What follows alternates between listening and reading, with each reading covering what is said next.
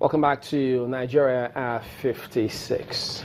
Very quickly here, Professor Onoha, listening to Ogunsowo, what comes to mind here is trying to look at what we've seen in other parts of the world. You have done critical studies in the United States concerning politics and leadership. I want to take it back to the leadership recruitment process. Yeah. How have we fared in that regard? Because we see some kind of gradual progression when leaders have chosen, or when people come forward to say this is what they aim to achieve over there. Have we been able to get... Sorry, I don't even talk of how we have fared. We have not done anything. We haven't started.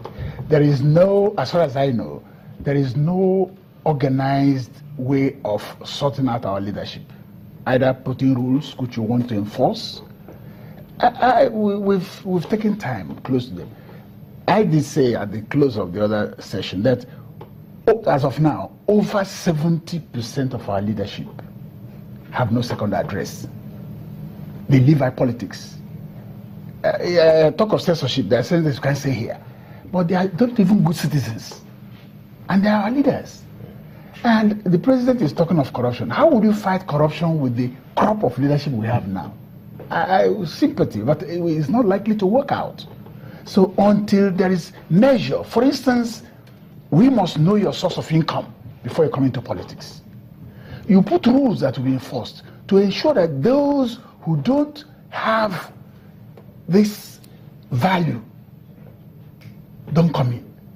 And not only those who they are just to make money or to line on their pockets. When and the political parties help us here. The political parties are filled up and made up of these very people we are talking about. It's the system, it's the state. It's not political parties, because they are of interest there. It's the state that will make rules which must be enforced to define who and who takes part in what part of the state.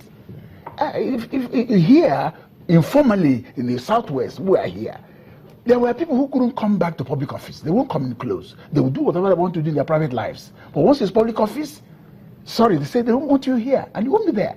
So society, yes, would have a role to play in terms of rejecting, but are they autonomous? They are not independent. They are hungry and poor, so they now, if you give them money, they vote you. But the state needs to make rules that will define who and who comes into politics. But it should be for everybody. Professor Onoha, yes. We have as much responsibility, going back through history. You look at how the political parties have always emerged. Yeah. It's the people that make the political parties, and it's the people that actually drive the various actions that we see. So why is it that at every point we seem to always have this challenge of who did what and when? The answer goes from the preamble I gave you in the first session. The crop of leadership who emerged after the war. In fact, we don't care, we are not concerned about it. A particular crop of leadership emerged after the war, and they've taken hold of the state. Before you remove them, you really have to pay some price. They are in charge right now, I'm talking with you. So that's why I say we are living in denial. That's just a country. Nobody addresses it. Even the state, even the president government is not addressing it. Who are representing us, for instance? Who are in government? And you're talking of fighting corruption. Until you do something to reduce the influence or the chances these people have, there is no way you're going to fight corruption. Because fighting corruption is fighting these people. All right. And they will stand. Let me get to Mr. Additional. In today's speech that the president gave, he did say at some point that, quote, he believes that the recession will not last. And then he spoke about the temporary problems that we face. But what would you say to those who say, haven't read through and listened to the president's speech, they didn't see specific timelines in terms of the action plans that the government intends to apply to get us out of this, because they can't wait until 2018 or 2019? Thank you.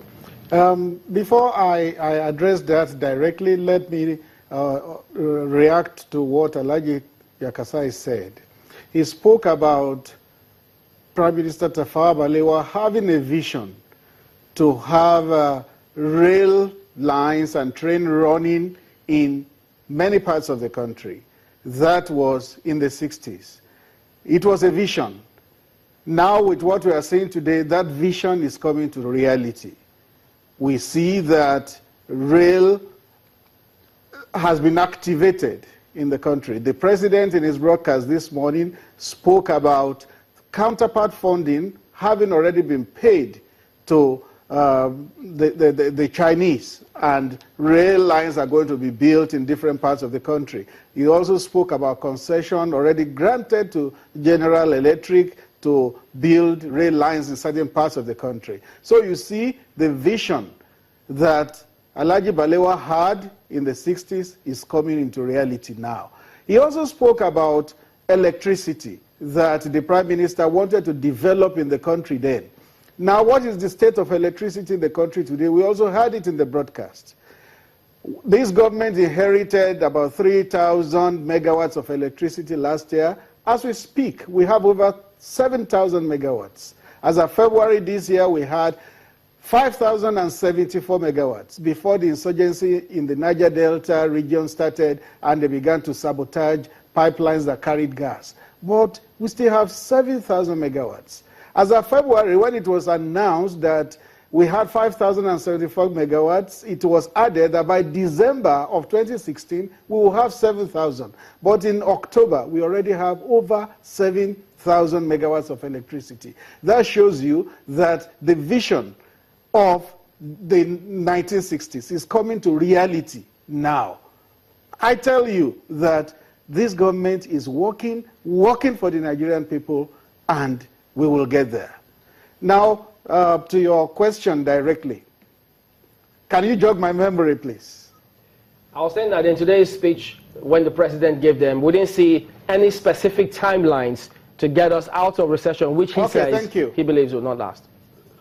Thank you. Yes, I get that. Well, there's a limit to which you can play God, really. Do you know that Japan has been in recession for 16 years? Japan, you would think, is a world power in different areas. Are you making excuses, particularly Mr. Additional? in the area of economy? It has been in recession for 16 years. Is that an excuse for I'm not saying that our stay in recession will be prolonged. It wouldn't be. All the indices show that quite soon we will exit recession. But then nobody can play God and say definitely by this date. But then we can be hopeful. Those who manage the economy have said, some have said by the end of the fourth quarter, some have said by the first quarter of next year. What we know is that this recession will not be prolonged. It will not last for too long. Right. But then it will be presumptuous to begin to set dates, really, and to say by December 31, we will be completely out of it. It may happen, it may not happen. It may happen completely, or we may be on the verge of exiting. So it may not be right to set specific dates. Let me jump to Chief Clark. I mean, the earlier question which Alhaji Yakasai responded to was that your generation had failed the younger generation in terms of what you live in for the next generation. How would you respond to those who are of that opinion? Well, say it again. There is a school of thought that your generation has failed the younger generation. It is the younger generation that has failed Nigeria. Indeed. How is that? As I was saying earlier on, we had a good government in the 60s, until 1966 January, when the coup took place. Who were those who did it? Younger persons. And when they left, the counter coup that took place also installed younger people. And since then, we've been having military government. Somebody said the age between the military administrators was very small. So they have been delaying us. Corruption was established by the military. That's true. In full force. Every time one of them takes over power, would say to fight corruption. And it will never end. Let me say this. Nigeria could have been a better place like Malaysia than Malaysia and other places. But the younger ones today, who are in government, are not ready to make self-sacrifice.